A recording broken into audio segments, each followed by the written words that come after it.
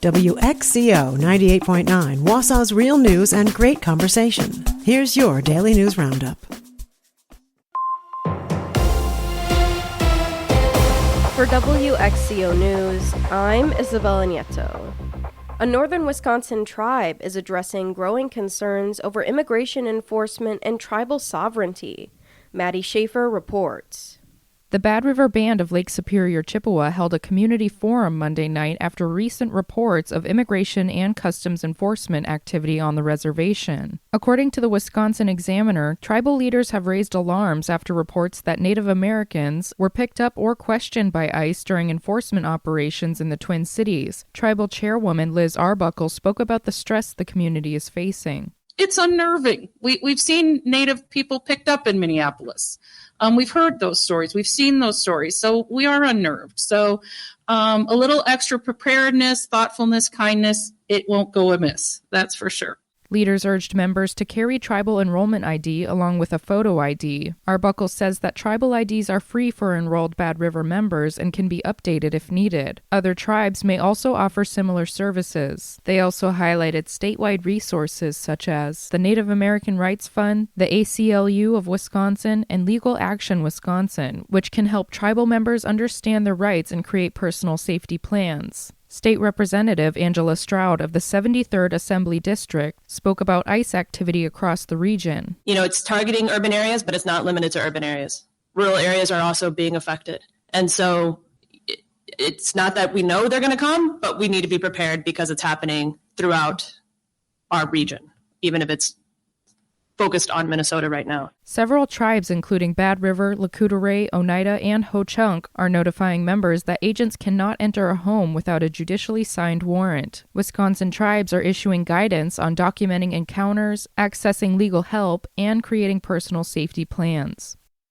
Eau Claire officials gathered at the newly opened Downtown Transfer Center on Wednesday to celebrate Transit Equity Day. James Kelly has more. Transit Equity Day is held on February 4th to honor the birthday of Rosa Parks, whose refusal to give up her seat on a bus to a white passenger in 1955 sparked the over-year-long Montgomery bus boycott, a crucial moment in the civil rights movement. Phil Swanhorst is the Eau Claire Transit Commission chairperson and a former Eau Claire bus driver, and shared his thoughts on the history of Transit Equity Day in Eau Claire. And this is the 10th year since I attended a conference in Washington, D.C. to create February 4th. Why February 4th? We wanted an activist that believed in equity in transportation, and who better than Rosa Parks, and her birthday is February 4th. So 10 years ago, we created that, and by we, it was unions, it was management, it was Ireland, it was South Africa, it was European countries. In its proclamation declaring February 4th as Transit Equity Day, the Eau Claire City Council highlighted the importance of public transit as an essential service for residents to access things like healthcare and employment, as well as its importance in addressing climate change. Swanhorst also shared his thoughts on what future progress could look like for public transit in Eau Claire. Continued applicable ADA compliance. Believe it or not, we build our buses, our transfer center, our accommodations are very ADA compliant. When we drop off at some schools, some healthcare facilities, some older churches, they are not ADA compatible. So the future would be to have our community be ADA.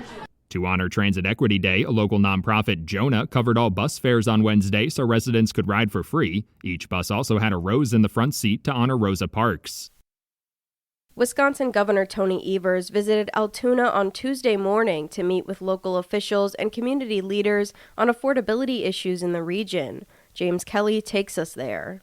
The roundtable at the Altoona City Hall covered a wide range of topics, most notably the state of affordable housing and the increased costs for health care and child care. Following the discussion, Governor Evers said he'd like to use part of the state's budget surplus to increase funding for local governments and schools to prevent even more property tax increases. Can the state play a role? Absolutely. We've got a bit of a surplus, and we're hoping to be able to increase funding for our municipalities and our counties and our schools so that property taxes can go down instead of up, or at least stay the same, and I think people would be in a much better place. Eau Claire City Council President Emily Berge attended the roundtable, reiterating an increasingly common call for more shared revenue from the state. Berge says increasing property taxes is one of the few remaining tools municipalities have to address the needs of their community, like school funding or repairing potholes. Governor Evers again highlighted the state's budget surplus as a way to provide a bit more support for local governments. It could happen tomorrow if the legislature passed it. We have $16 billion. We don't want to put that out in and have us go broke. But the fact of the matter is, we can afford looking at $1 or $2 billion worth of shared revenue, school district revenue, things like that. Like many communities struggling to address funding needs with limited revenue sources, Chippewa Valley residents have seen massive property tax increases over recent years. Much of that increase is the result of school referendum proposals, forcing residents to choose between the property tax hike or potential layoffs and program cancellations by school districts. I'm Isabella Nieto for WXCO News. Another challenge for the Badgers. Hi, I'm Mike Clemens with sports. Men's college basketball tonight. The Wisconsin Badgers host Michigan State at the Kohl Center in Madison. The Spartans ranked 10th in the nation. That doesn't seem to faze Wisconsin, who beat number 8th ranked Illinois on the road in overtime Wednesday. Nick Boyd transferred to the Badgers last spring. Head coach Greg Gard why Boyd has been such a great addition. He's a winner. And he's won everywhere he's been, and that's why he wanted to come to Wisconsin, because Coach, I've been to a Final Four, and I want to get to more. In Green Bay, the UWGB Phoenix beat Purdue Fort Wayne 76-49 at the Crest Center. The Phoenix now 15-12 and 10-6 in the conference. A big turnaround from this time a year ago. Head coach Doug Gottlieb. Last year, February 13th, we lost our 21st consecutive game. NBA, the Bucks beat the Thunder 110-93. The Bucks have won 5 of their last 6 heading into the All-Star break this weekend. With sports, I'm Mike Clemens. A little patchy fog this morning, then we're headed into a really nice day and a nice weekend. Today, mostly sunny. We'll get to the low to mid-40s for a high this afternoon. Tonight, a little patchy fog, partly cloudy, down into the upper teens to low 20s. Tomorrow, mostly sunny with a high again in the low to mid-40s. I'm meteorologist Sean Cable. That's your Wausau News Roundup from WXCO. Find more news anytime at WXCO.FM. Subscribe to this podcast on Spotify, Apple, or wherever you find your podcasts.